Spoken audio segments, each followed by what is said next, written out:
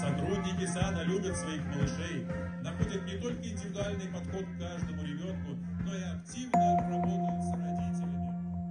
Рукоселёвой Еленой Викторовной ребята на параде представляют военно-воздушные силы нашей армии. Педагоги детского сада.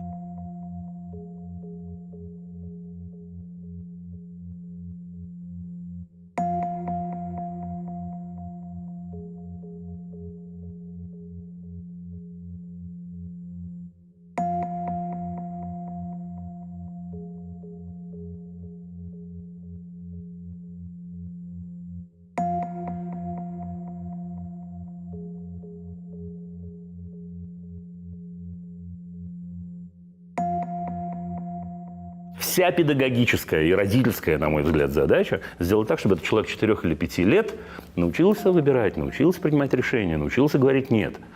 Ну а в примере с военной формой, это просто ровно наоборот.